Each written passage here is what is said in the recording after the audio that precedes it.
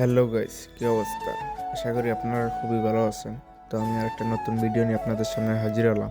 তো আমি এখন চলে আসলাম হোটেলে আর কি। হোটেলে আসার পর একটা চায়ের অর্ডার দিয়ে চলে আসলাম বাইরে। তো এখন চা খাবো আর কি। তো এখন দুপুর প্রায় 2টা বাজে আর কি। তো কাজ করে আসলাম। তো আসার পরে চাটা খাচ্ছি। এখন একটু মাথাটা খুব আর কি ব্যথা করতেছে, এই জন্য খাচ্ছিলাম আর কি চাটা। তো আমি এখন চলে যাবো রুমে। রুমে যাওয়ার পরে আমার কাপড় চোপড় আর কি একটু ক্লিন করবো। ক্লিন করার পরে আমি নামাজ পড়তে যাব আর কি।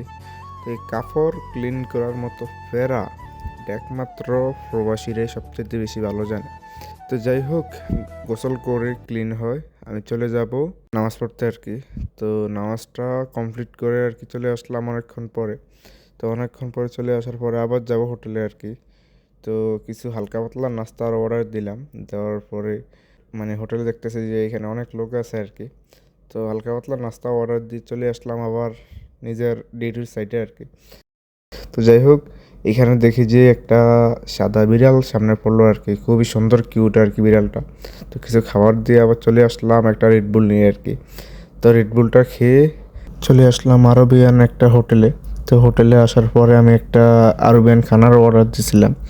তো এটা আমি দিই নাই, আমার এক কাকা দিয়েছিল আর কি। তো আমি এখন যাবো রুমে আর কি। রুমে গিয়ে খানাটা খাবো আর কি। তো একটু ক্লিন হবো, ক্লিন হয়ে খানা খেতে বসে যাব।